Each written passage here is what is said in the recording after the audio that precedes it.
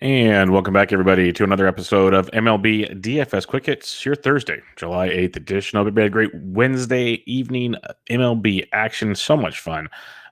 Cubs scored a bunch of runs. Jays went off. Washington destroyed Chris Paddock. All the cool stuff. The Yankees might be waking up. Pitching still disastrous around baseball.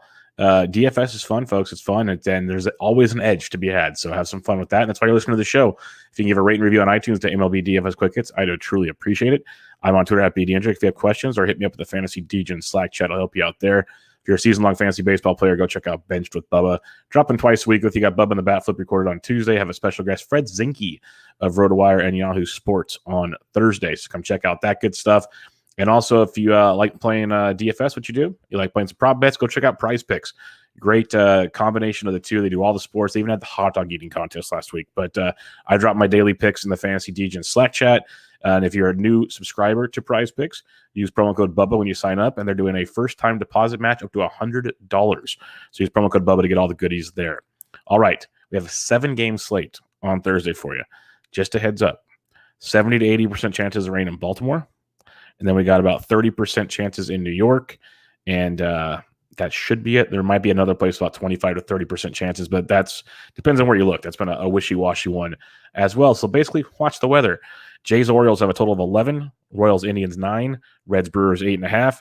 Tigers Twins 9.5. Nationals Padres 7. Missing two totals. Excuse me. One is Wrigley and one is Pittsburgh and the Mets because they're still finalizing the starting pitchers on that one. All right. Speaking of starting pitchers, let's get into the starting pitchers on this lovely 7-game slate. The top two pitchers over $10,000 face each other in San Diego as the nightcap. Max Scherzer, Yu Darvish. Scherzer's 10-4, Darvish is 10-2. Both elite plays. Scherzer's a 20-plus point machine. Basically, 9 of his last 10 starts, 20-plus. He's got basically 28 or more in most of those starts. The strikeouts are there. Even when he gives up his home runs, he goes deep into games. He hasn't given up more than 2 runs in his last 10 starts. Dude's been absolutely electric, so he is a phenomenal play against San Diego. Yes, we know San Diego's offense is very, very good. Not something new to anybody here. Over the last month for right-handed pitching, they're striking out 23% of the time, hitting 272 with a 231 ISO and a 129 WRC+. It's Max Scherzer, though, so we should see some good action out of him. Darvish is 10-2. He's been great, not as consistent as Scherzer in the fantasy department, but does have that 20 to 30-point upside as well. Gets a national team that exploded on Chris Paddock on Wednesday night, but as a whole, striking out 23% of the time, hitting 267 with a 204 ISO and a 121 WRC+. So both some elite options. I think more people will flock to Darvish because they see that San Diego lineup. So I think Scherzer might come in a little more unowned in this one. So I'm going to go Scherzer over Darvish, both elite. It's like 1A, 1B. Pick your poison. Both, I'm hoping this is a pitcher's duel. I really do. I want it to be a great pitcher's game. So give me Scherzer in this one for the upside. Got snubbed from the All-Star game. Let's see how he takes that one. All the fun stuff there. So Scherzer, Darvish, your top 2 pitchers, price-wise, top 2 pitchers on the slate. I'll go Scherzer over Darvish, but it's nitpicky. So take your points there. Tyler Mahle is 8,700 at Milwaukee if you want to go there. Milwaukee's swinging very hot bats. They are striking out 25% of the time over the last month, but hitting 246 with a 106 WRC+. Jace Peterson and company are starting to rake right now. So you can go Mahle if you can, only in GPPs. I see the appeal. I'm not all in on Tyler Mahle. I do 20 lineups. I'll probably have a couple Tyler Mahles out there because he has pitched well against Milwaukee this year. That's also not the Milwaukee team we're seeing now. So that's something to keep in mind when someone says that's been taking place. So Mahle at 87 is in play, but Taijuan Walker at 84 is an outstanding price point. Assuming Walker does get to start, which he should, but since the rainouts, the doubleheaders, things have been mixed up. Walker's been great. He's 5 or more innings pitched in 7 straight starts in 8 of his last 10. He's given up 2 runs or less in 8 of his last 10 as well. And the strikeouts have been there 5 or more Ks in all but 2 starts, 8 of his last 10. Got a 2.44 ERA on the year with a 101 whip. He's got 20-plus point upside night after night against a Pittsburgh Pirates team that we know doesn't strike out a ton against lefties. They're striking out 21.5% of the time versus righties over the last month, which is very, very nice. Hitting 225 with a 143 ISO and an 83 WRC+. So Walker is an outstanding play on this slate. Should be very popular, but he is a great play at $8,400 against the Pittsburgh Pirates. I would love to pair Walker up with Scherzer or Darvish if you're rolling them out there in cash. I think it's a great way to go about it. And in tournaments, Adbert Alzolay could be a tournament play at $8,000. The Phillies offense I like a lot, though. So they let us down a little bit on Wednesday. I have no problem going back to them. Alzolay's all or nothing out there. So if you want to go there, you can. I'd rather Taijuan Walker. I'd probably rather take a chance on Tyler Mahle than Alzolay, but I could see the appeal for Alzolay. 7-game slate if you want to mix things up. I get it. Just not looking to get in front of this Philadelphia team that Alec Mills somehow shut down, but otherwise good to go. Tariq Skubal, $7,200 at the Minnesota Twins. I'm going to keep going there. Skubal does give up runs. He's had some issues at times. The home runs can be an issue with him, but what isn't an issue is striking guys out. 6 or more Ks in 5, 6, 7, 8 of his last 9 starts, 5 or more in 9 of his last 10 starts. He's going 5+ innings pretty much in every start, and 3 earned runs or less in all but 2 starts in his last 10 starts. He's got definite 20+ point upside at $7,200. Can get hit around a little bit. That's why the price is still low. But it's a Minnesota team that's just scuffling. No Josh Donaldson. Cruz is banged up. He's still playing, but he's not 100% healthy. They're striking out about 20% of the time versus lefties. Are hitting 278 with a 181 ISO and a 117 WRC+. So that's good, but it's Skubal at $7,200. He doesn't have to throw a shutout. That's the beauty. People panic about it. He's so cheap. You know, like John Gray 2 nights ago gave up 3 runs in the first Arizona. He still managed to put up almost 20 DK points. These guys are going to give up runs from time to time. You just got to hope they weather the storm. Not all guys do, but Skubal at 72, he's at least, somebody talking about the Slack chat with as messed up his pitching is right now. Maybe you just look for these value guys and just say, screw it. If they're, Skubal at least has a good floor, like at least 11, 12, 13-point floor with that 20+ point upside, which not a lot of cheap pitchers do. So $7,200 against Minnesota. I like Skubal as a discount in that one.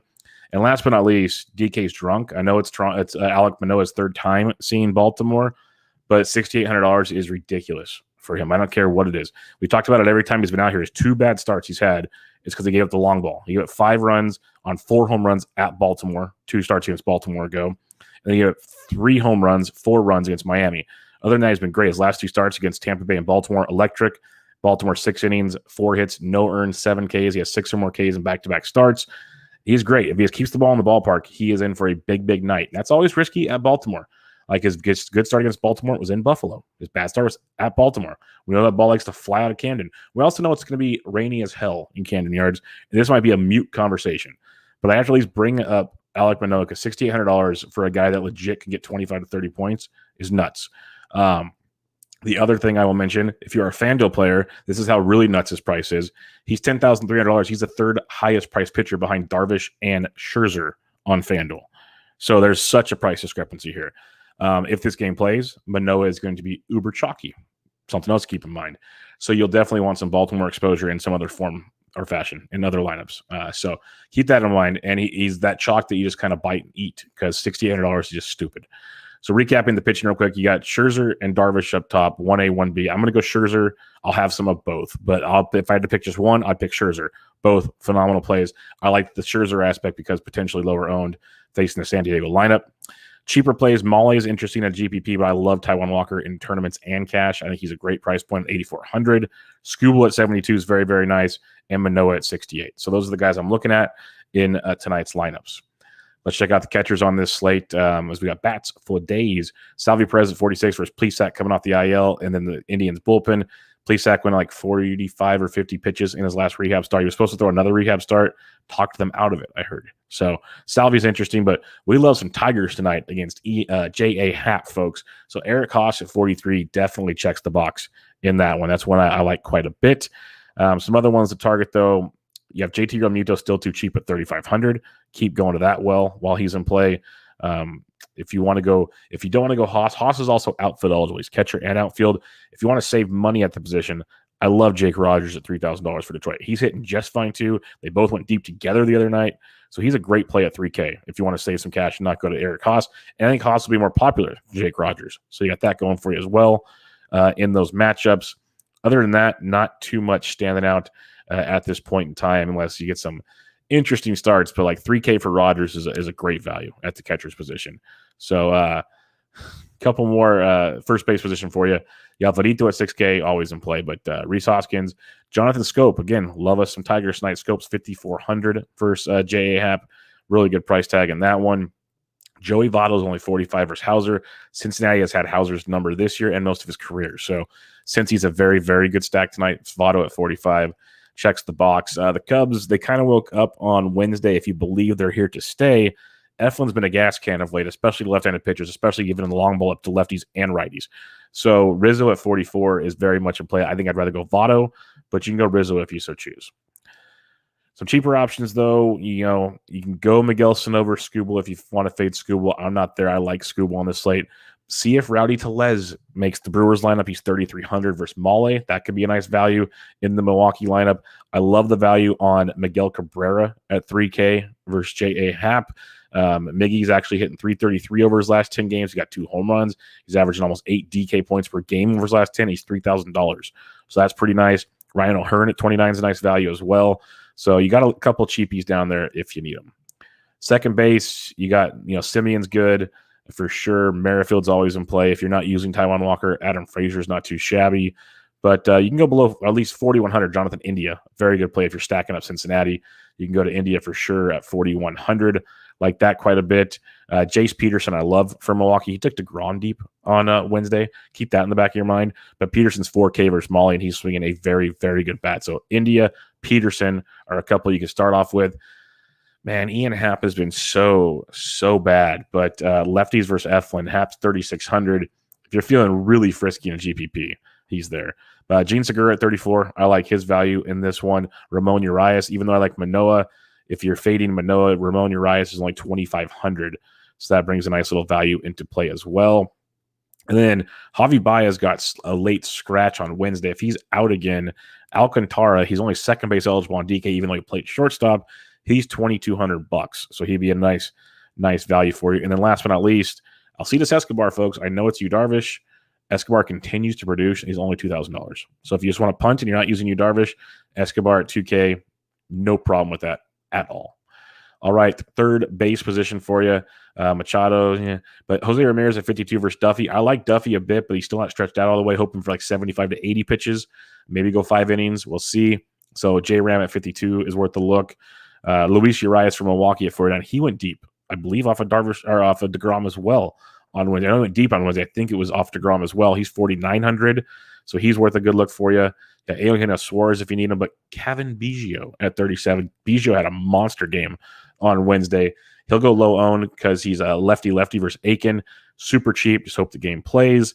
Candelario at 34. If you're fading, Happ has been play. Alec Baum at 32 is a nice value against Alzolay.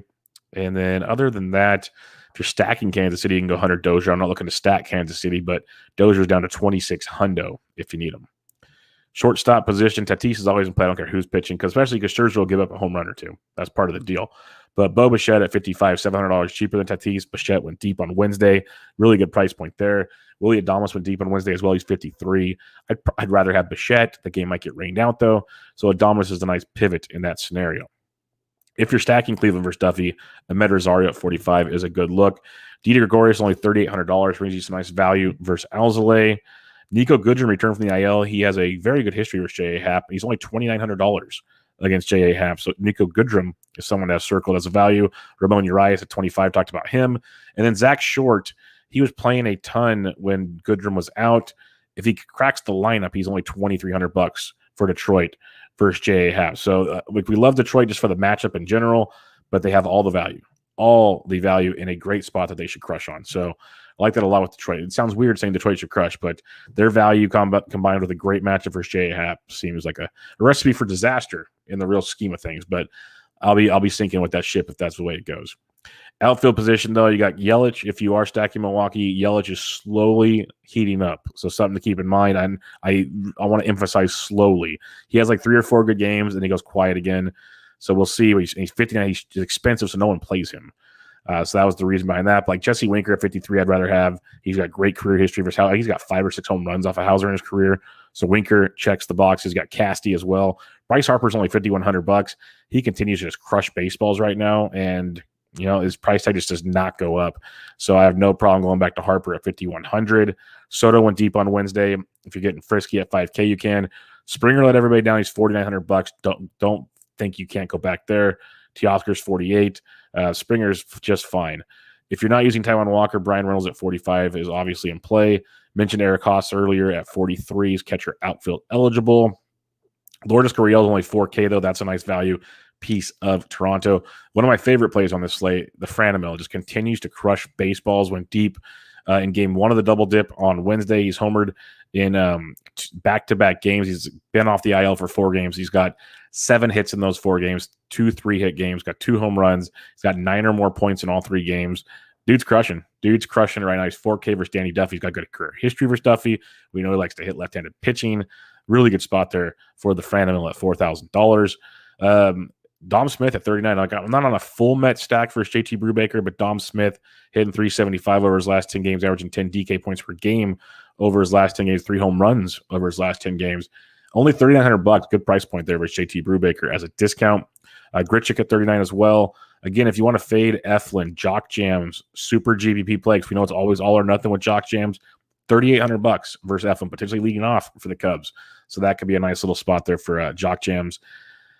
Few others to take a peek at. Cedric Mullins at 34 again, but Mullins is taking Manoa deep already. If Manoa is going to be chalky, you want some Orioles exposure. No one better to start with than Mullins at $3,400. And now it comes into more value here. Conforto's 32. Maybe you can do a cheap Mets stack. I really only like Dom Smith unless you want to get freaky with your Mets action. McCutchen homered again on Wednesday. Has back-to-back games. He's 3,100 versus Alzolay. That's a great value. Switch hitting Robbie Grossman's only 31 versus J. Happ. Benintendi's back and swinging it okay for Kansas City. He's only 31. So lots of value as usual in the outfield position. Tyler Naquin's only 3K versus Hauser. That's a nice piece of Cincinnati for nice and cheap. So keep him on your radar when you're stacking them up. Tyron Taylor of Milwaukee's 28. Austin Hayes is 28. I prefer Taylor because I like to attack Molly over Manoa, but both are looks for you there. A few others like Ben Gamble swinging it well. He's 2,400 versus Walker. If you're fading Walker, you just want to go YOLO with Gamble, you can. Anthony Santander's 23. He's an uber value for you. Janikowski for Philadelphia is playing a lot. He's only 2K versus Alzolay, so he's a nice, basically basement-priced value as well.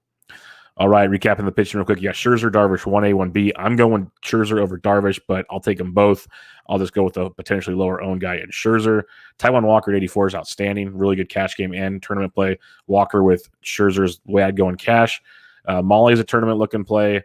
Don't hate it. You could go Alzolay if you want, but for Molly out of those two, really like Tariq Skubal as a value at 72. And obviously, if Toronto doesn't rain out, Alec Manoa at 68 is ridiculous. So you just play that one.